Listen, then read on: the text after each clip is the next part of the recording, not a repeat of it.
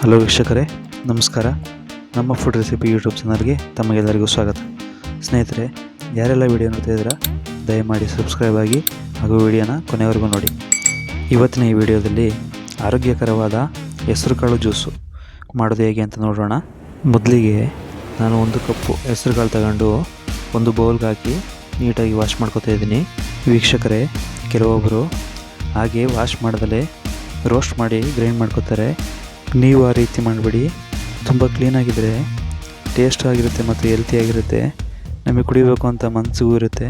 ಈ ರೀತಿ ನೀರು ಹಾಕಿ ವಾಶ್ ಮಾಡೋದ್ರಿಂದ ಚೀಕ್ಳುಕಾಳು ಅಥವಾ ಸಣ್ಣ ಕಾಳುಗಳು ಅಥವಾ ಹುಳ ಆಗಿರೋ ಕಾಳುಗಳೆಲ್ಲ ಮೇಲ್ಗಡೆ ತೇಲ್ತಾ ಇರ್ತವೆ. ಅದರಿಂದ ನೀಟಾಗಿ ಕ್ಲೀನ್ ಮಾಡ್ಕೋಬೋದು.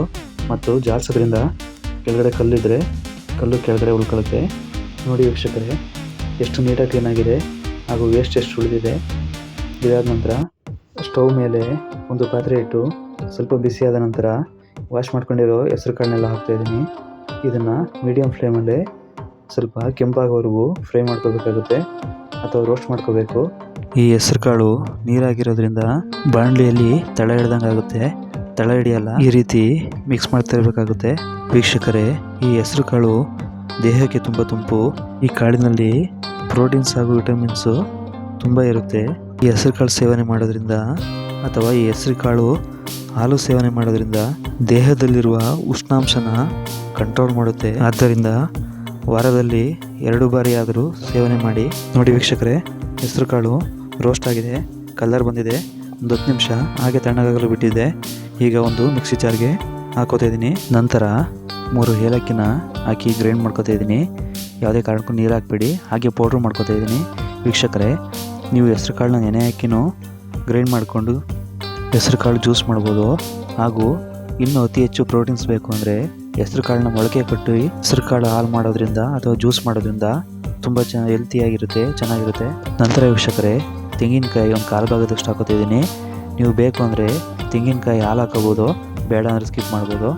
ಅದಾದ ನಂತರ 1 ಕಪ್ ಆಗೋಷ್ಟು ಬೆಲ್ಲನ ಪುಡಿ ಮಾಡ್ಕೊಂಡು ಹಾಕೋತಾ ಇದ್ದೀನಿ.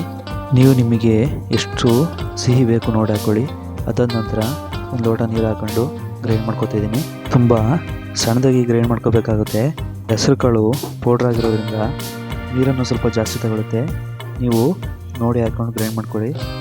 ನೋಡಿ, ಗ್ರೈಂಡ್ ಆಗಿದೆ. ಏಲಕ್ಕಿ ಹಾಕಿರೋದಕ್ಕೆ ತುಂಬ ಘಮ ಘಮ ಅಂತಿದೆ. ನೋಡಿ, ನಿಮಗೆ ಗಟ್ಟಿಯಾಗಿದ್ದರೆ ಸ್ವಲ್ಪ ನೀರು ಹಾಕ್ಕೊಂಡು ತೆಳು ಮಾಡ್ಕೋಬೋದು. ನಾನು ಇದನ್ನು ಒಂದು ಪಾತ್ರೆಗೆ ಹಾಕ್ತಾಯಿದ್ದೀನಿ. ಜೊತೆಗೆ ಕಾಯಿಸಿರೋ ಹಾಲನ್ನು 1 ಲೋಟದಷ್ಟು ಹಾಲನ್ನು ಹಾಕೋತಾ ಇದ್ದೀನಿ. ನೀವು ಬೇಕು ಅಂದರೆ ಹಾಕೋಬೋದು, ಇಲ್ಲಾಂದರೆ ಸ್ಕಿಪ್ ಮಾಡ್ಬೋದು. ನೀಟಾಗಿ ಮಿಕ್ಸ್ ಮಾಡ್ಕೊತಾ ಇದ್ದೀನಿ. ನೋಡಿ, ಇದನ್ನು ನೀವು ಬೇಕು ಅಂದರೆ ಜರಡಿ ಮಾಡಿ ಕುಡಿಬೋದು, ಇಲ್ಲ ಹಾಗೆ ಕುಡಿಬೋದು. ನೀವು ಈ ಹಾಲನ್ನು ಫ್ರಿಡ್ಜಲ್ಲಿ ಇಟ್ಟು ಒಂದು 4-5 ಅವರು ಕುಡಿಬೋದು, ತುಂಬ ತಂಪಾಗಿರುತ್ತೆ. ವೀಕ್ಷಕರೇ, ಸ್ವಲ್ಪ ಕಾಮಕಸ್ತೂರಿ ಬೀಜನ ನೆನೆ ಹಾಕಿದ್ದೆ, ಅದನ್ನು ಹಾಕ್ಕೊಂಡು ಈ ಹೆಸರು ಕಾಳು ಹಾಲನ್ನು ಹಾಕೋತಾ ಇದ್ದೀನಿ. ಈ ಹೆಸರು ಕಾಳು ಹಾಲು ತಂಪು, ಅದ್ರ ಜೊತೆಗೆ ಕಾಮಕಸ್ತೂರಿ ಬೀಜ ದೇಹಕ್ಕೆ ಇನ್ನೂ ತಂಪು. ನೀವು ಬೇಕು ಅಂದರೆ ಡ್ರೈ ಫ್ರೂಟ್ಸ್ನು ಸಹ ಹಾಕೊಂಡು ಕುಡಿಬೋದು, ತುಂಬ ಚೆನ್ನಾಗಿರುತ್ತೆ. ಇಲ್ಲ ಐಸ್ ಕ್ಯೂಬ್ ಇದ್ದರೆ ಐಸ್ ಕ್ಯೂಬ್ ಹಾಕೊಂಡು ಕುಡಿಬೋದು.